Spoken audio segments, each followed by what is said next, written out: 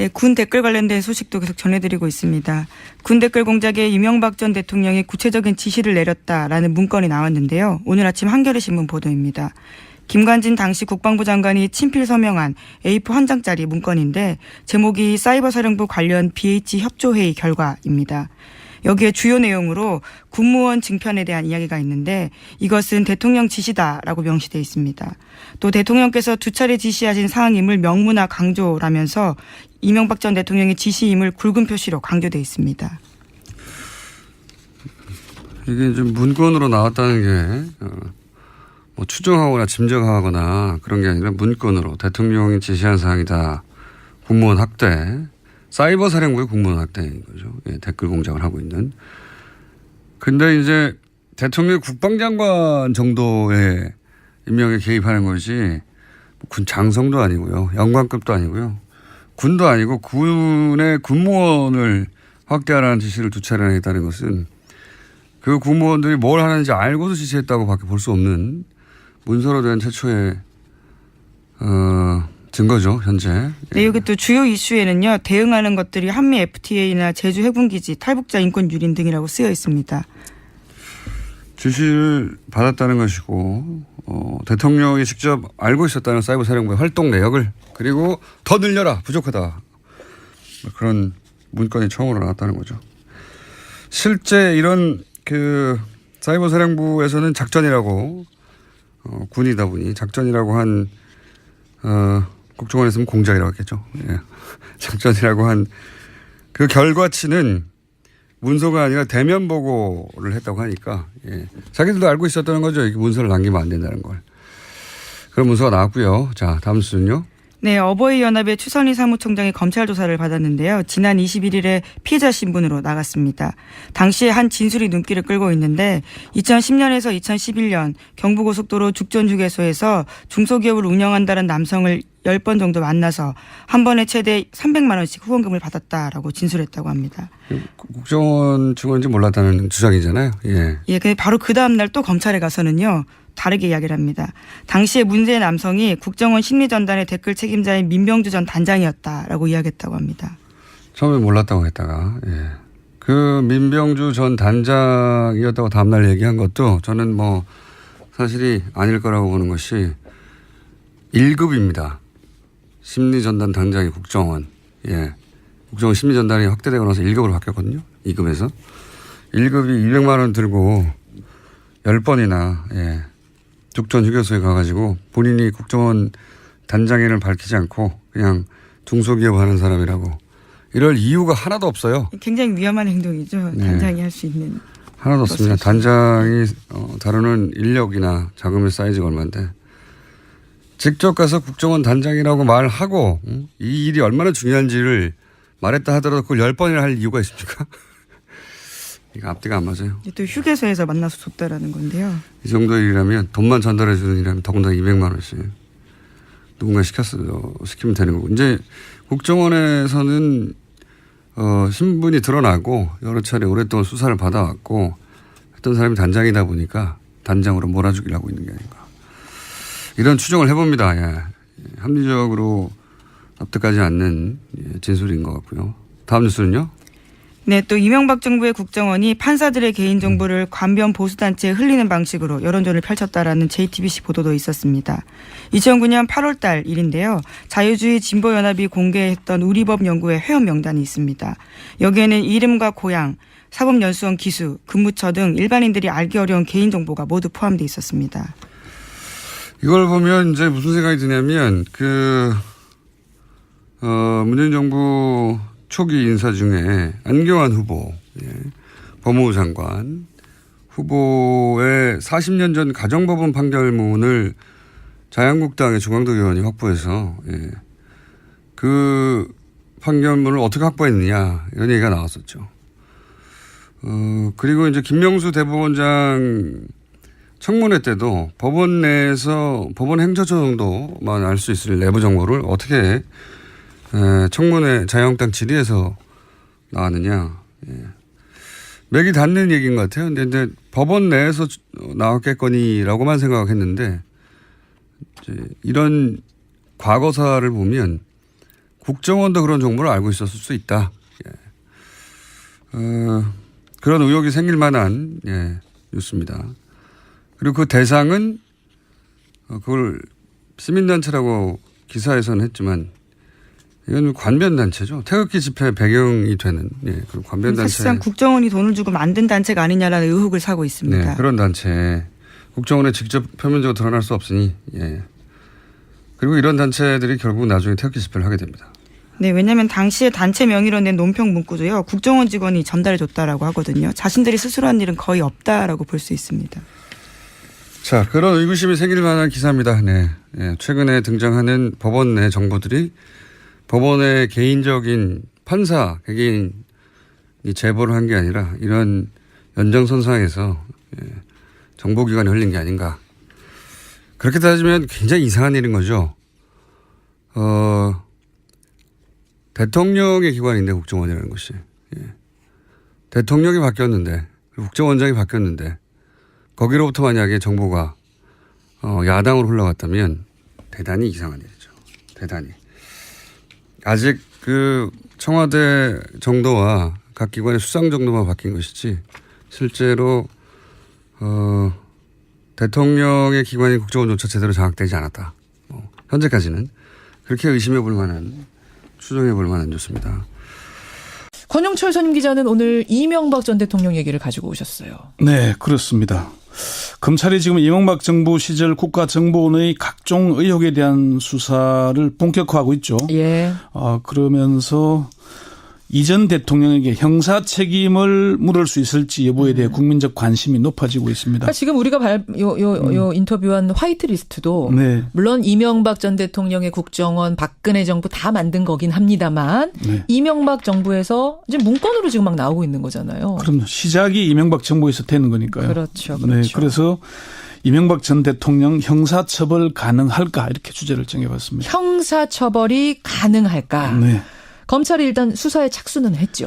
그렇습니다. 서울중앙지검은 박원순 서울시장이 이명박 전 대통령을 고소한 사건을 공안 2부에 배당했습니다. 네. 그동안 민감한 고소고발 사건들 주로 형사부에 배당하는 거 봐왔죠. 좀 이전 정부와는 좀 다른 모습이고요. 그러네요. 형사부가 아니라 공안부네요. 이게 지금 이제 블랙리스트 이 문제 수사 전담팀이거든요. 예. 또 배우 문성근 씨와 개그우먼 김미아 씨 등도 곧 고소장을 제출할 것으로 보이는데 수사 대상은 좀 더 늘어나겠죠. 예. 검찰의 한 고위 관계자는 이명박 전 대통령이 검찰 수사를 피할 수는 없을 것이다. 이렇게 얘기를 했습니다. 검찰 수사 피하지 못할 거다. 네. 어떤 혐의에 대해서 수사를 하게 되나요? 일단은 박원순 서울시장이 고발한 사건을 중심으로 수사를 하게 될 것입니다. 일단 박원순 시장은 명예훼손 그리고 정보통신망법 위반, 국정원법 위반, 공무집행방해 등의 혐의로 고발을 했는데 앞서 국정원도 원장의 지시에 따라서 과거에 국정원이 박 시장 견제 방안을 담은 문건을 만들어서 온라인과 오프라인에서 실행에 옮긴 사실을 확인하고 검찰에 수사를 의뢰했지 않습니까? 예.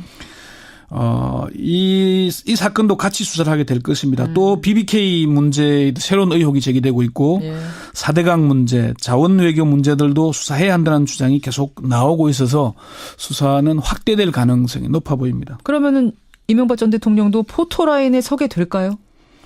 그럴 가능성이 높아 보입니다. 그렇지만 이전 대통령이 언제 포토라인에 서게 될지를 예측하기는 참 어렵습니다. 서게 되긴 될 것 같은데 언제가 될지 모르겠다? 예, 이 수사가 쉬운 문제는 아니기 때문에 지금 이제 원세훈 전 국정원장 법정 구속됐고 민병주 전 심리전단장 구속됐고 그렇죠. 이종명 3차장에 대한 수사가 진행 중이죠.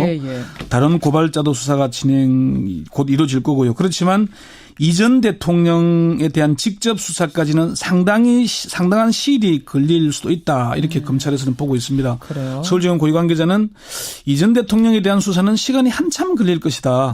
국정원 문건만으로 전직 대통령까지 연결하려면 간단한 문제가 아니다. 간단한 문제가 아니기 때문에. 그리고 사실 법률적으로는 또 못 세울 건 없지만은 정치적 부담도 크지 않겠습니까? 그러니까요. 뚜렷한 증거가 잡히지 않으면은 쉽지 않을 거라는 그런 전망도 있습니다. 자, 그럼 오늘 주제를 다시 한번 정리해 보겠습니다. 네. 먼저 이명박 전 대통령에 대한 형사처벌 가능한가? 본격 수사에 들어간 건 아니었어. 단정적으로 된다 안 된다고 말하기는 좀 성급한 측면이 있습니다. 그래서 특수통 출신의 전현직 검찰 관계자 10여 명에게 사법 처리 가능성에 대해 확인을 했더니 네. 처벌이 가능하다는 쪽이 우세하긴 했지만 쉽지 않을 것이라는 의견도 만만치 않았습니다. 그래요? 예, 검찰 내부에서는 처벌 가능하다는 의견과 수사를 해봐야 한다는 신중론이 나옵니다. 고검장급 고위 간부는 블랙리스트건 화이트리스트건 단발성이 아니고 예, 지속적으로 보고했다는 건 대통령이 그런 사실을 보고받고 승인한 것이다. 따라서 수사를 해봐야 하겠지만 처벌은 충분히 가능하다고 본다 얘기했고요. 예. 서울지검의 한 핵심 관계자는 형사처벌 가능성을 얘기하는 건 성급하다. 예. 수사를 해봐야 한다. 이렇게 얘기를 하고. 그럼 정리를 좀 해보자면 네. 수사는 할 수 있다 쪽의 의견이 다수인 거고. 이미 수사는 착수된 거니까. 그러니까 이명박 전 대통령에 대해서 네. 개인에 대해서도 해봐야 네. 된다라는 거는 이제 대부분의 의견이고, 다만 수사를 해서 이게 형사처벌까지 갈 것인가에 대해서는 의견이 갈린다는 거군요. 그렇습니다. 그게 뭐 뒷부분에서 설명할 내용이긴 한데 어쨌건 박근혜 정권의 국정농단 사건보다는 몇 배 힘들다는 게 검찰 고위 관계자의 얘기입니다.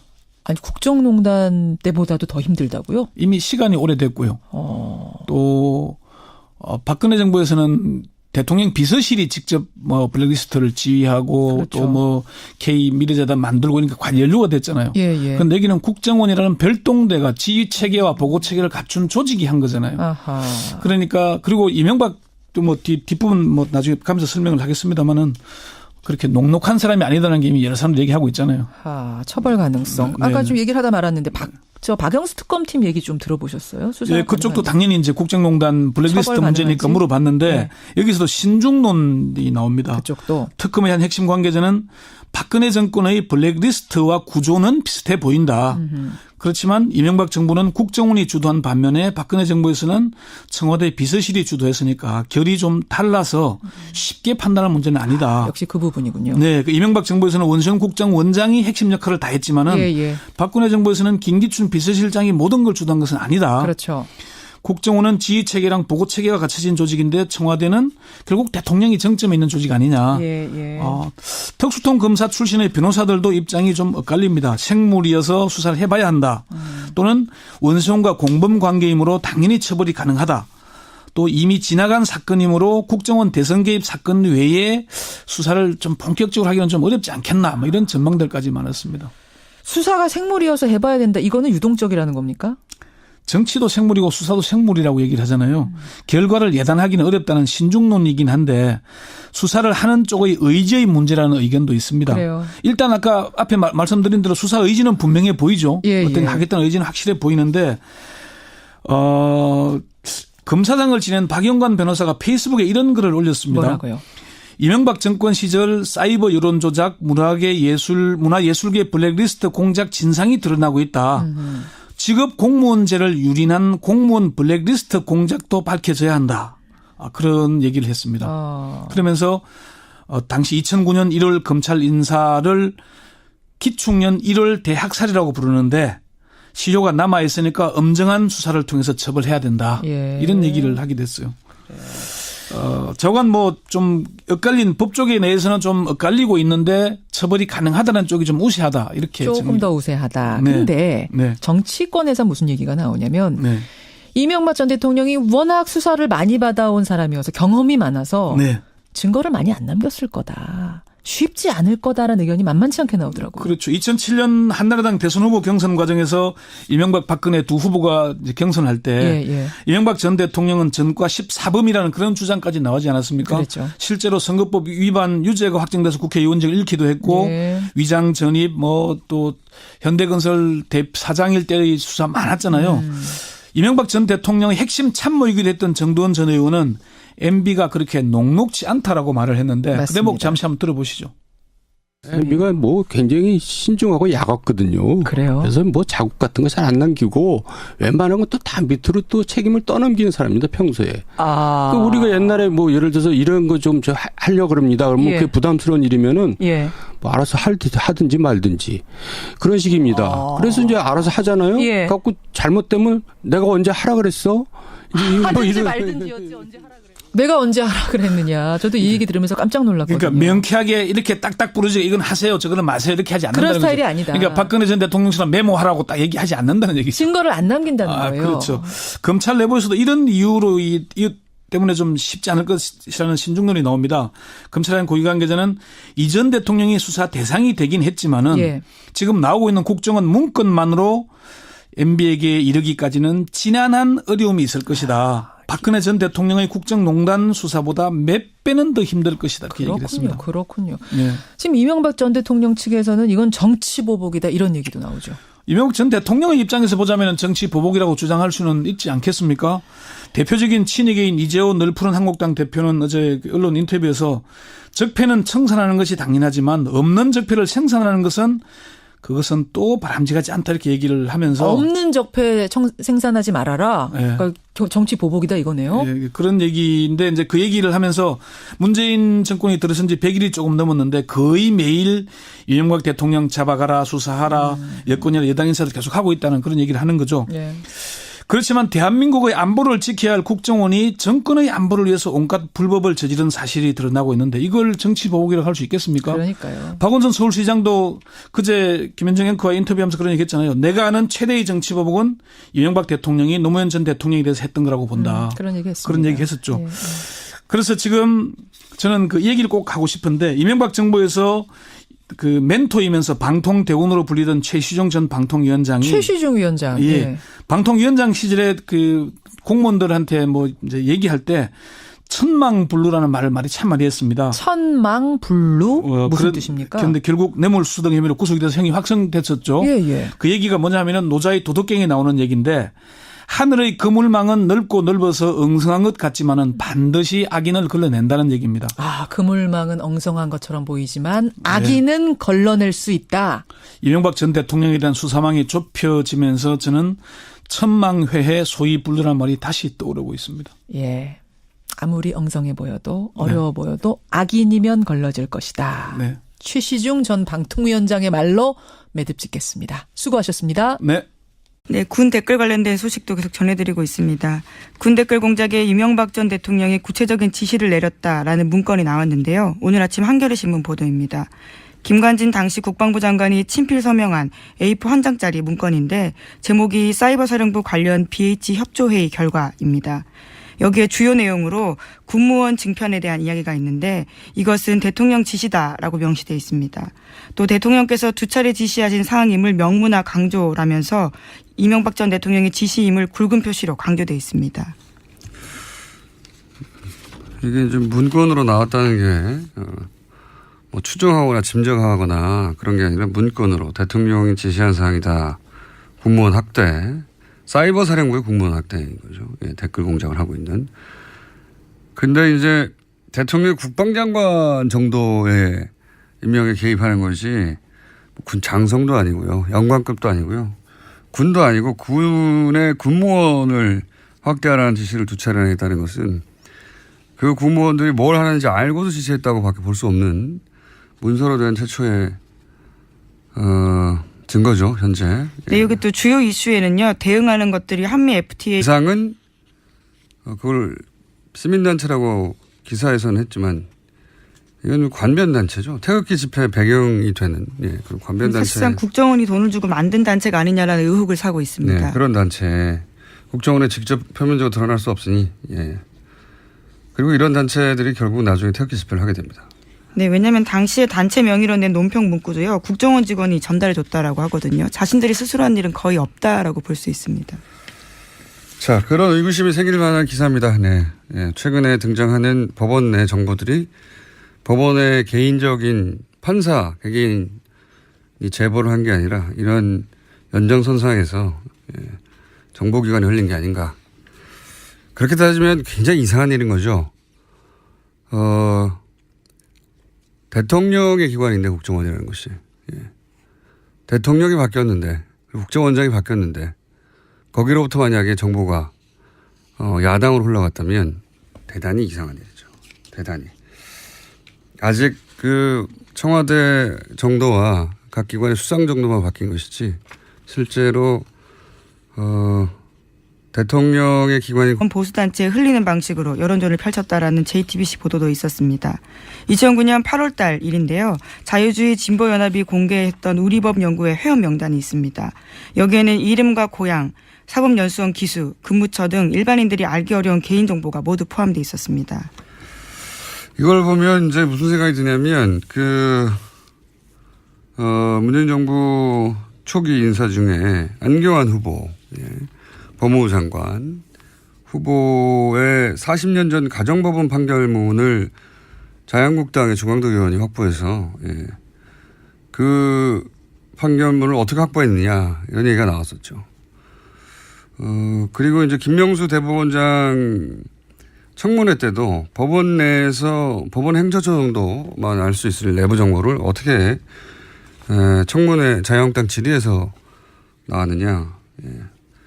맥이 닿는 얘기인 것 같아요. 근데 이제 법원 내에서 나왔겠거니라고만 생각했는데 이런 과거사를 보면 국정원도 그런 정보를 알고 있었을 수 있다. 그런 의혹이 생길 만한 뉴스입니다. 그리고 이나 제주 해군기지 탈북자 인권 유린 등이라고 쓰여 있습니다.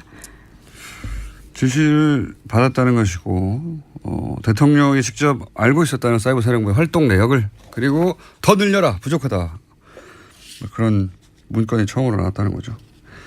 실제 이런 사이버 사령부에서는 작전이라고 군이다 보니 작전이라고 한 국정원에서는 공작이라고 했겠죠. 작전이라고 한 그 결과치는 문서가 아니라 대면 보고를 했다고 하니까 자기들도 알고 있었다는 거죠. 이게 문서를 남기면 안 된다는 걸. 그런 문서가 나왔고요. 자, 다음 수는요.